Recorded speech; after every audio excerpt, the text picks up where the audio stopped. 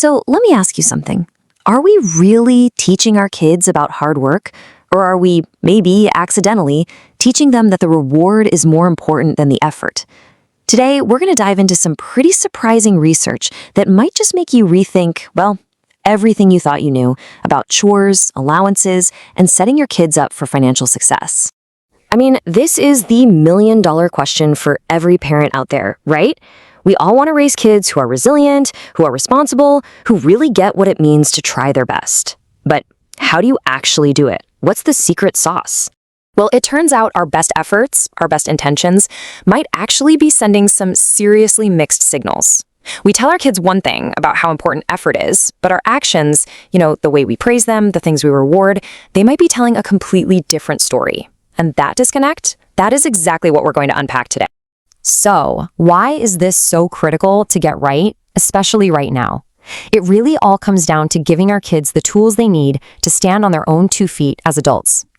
A big study from Brigham Young University is highlighting this growing trend. That transition to adulthood, it's taking longer. A lot of young adults, what researchers actually call emerging adults, are really struggling to become financially independent from their parents. And the research points to some very specific hurdles. We're talking a real gap in just basic financial knowledge, trouble with credit cards, and for a lot of them, some serious debt. All of this just means they're staying financially tied to their parents for longer. So the big takeaway here is that the lessons we teach our kids about money early on, they have a huge, huge impact down the road. Okay, so this brings us to the really fascinating part, the psychology behind it all. How do we get these super important lessons about effort and work to actually sink in and, stick for life? This quote from a recent study just nails the problem perfectly. We say things like, honey, trying your best is what really matters. But then we save the biggest praise, the reward, the celebration for the A+ or for winning the game. Kids are smart. They see that and they learn what we truly value, not just what we say we value. There's this fantastic analogy for this in mindset research, the seed and soil. Think about it like this. The message, effort is valuable, that's the seed. But for that seed to sprout and grow strong, it needs the right kind of soil. And that soil, that's the entire environment you create, where your actions and your rewards consistently back up your words. If the soil is off, that little seed of a lesson just isn't going to grow. So to see this whole idea in action, researchers set up this really clever experiment. They got a group of 4- and 5-year-olds and told every single one of them the exact same thing. Trying your best is the most important thing. But then, this is where it gets interesting, they split them into 2 groups. And here you can see the 2 conditions. The first group, they got a totally consistent message. They heard effort was important, and they got rewarded for that effort. They literally got stickers just for trying hard. Now, the second group, they got that mixed message. They also heard effort is important, but they were rewarded for performance, for how many things they could find. See the difference there? And the results were, wow, just incredible. The kids who got that consistent effort is awesome message, they kept trying for so much longer. But here's the real kicker. When the researchers gave them a brand new, impossible task, with no rewards at all, those kids still kept trying longer.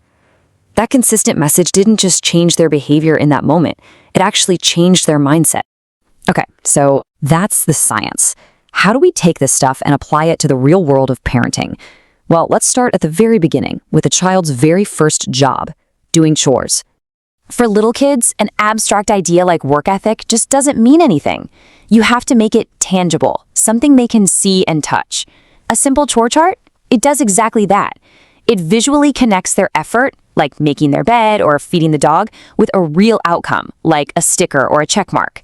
It's that first step in building that consistent soil we were talking about. Now, when we start talking about allowances, that BYU study found that parents pretty much fall into 2 main camps.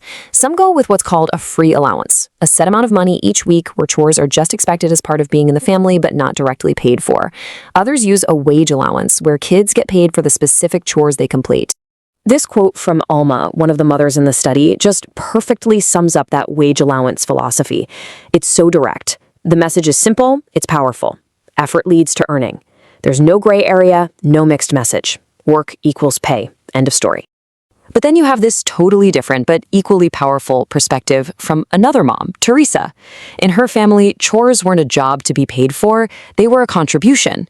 The lesson here wasn't about a financial transaction, it was about shared responsibility, about being part of a team. Both approaches teach valuable lessons, just different ones. So, as kids get older and become teenagers, the classroom for these lessons gets a lot bigger. It expands way beyond the four walls of your house and into the real world of first jobs. And once again, researchers found two pretty distinct philosophies here. Some parents are huge believers in the teen job. They see it as this real-world boot camp for responsibility, time management, and learning the value of a dollar. But other parents see it differently. For them, school is the job, and anything that distracts from that is a potential problem. And this is why it all matters. This quote from Madison, a young woman in the study, is just, it's fantastic. It is that aha moment we all hope our kids have. She didn't just see a $20 bill. She saw the sweat and the time it represented. That's a perspective-shifting lesson that you can really only get from earning it yourself. It fundamentally changes your whole relationship with money. So when we pull all of these threads together, the psychology of consistency, the hands-on lessons from chores, the real-world experience of a first job, what's the ultimate payoff? What are the bedrock lessons that are going to stick with our kids for life? The research makes it pretty clear it all boils down to these three massive game changers. Number one, a genuine work ethic, that deep-down belief that effort pays off. Two, practical money skills. You know, the nuts and bolts of budgeting and saving that so many of us adults wish we'd learned earlier. And three, the big one, independence. That confidence that comes from knowing you have the skills to make it on your own. And that really brings us full circle. The most powerful tool we have as parents isn't just the lectures we give. It's the consistency of the message we send with our actions, day in and day out. So I'll leave you with this one question to think about. In your own family, is what you reward telling the same story as what you preach?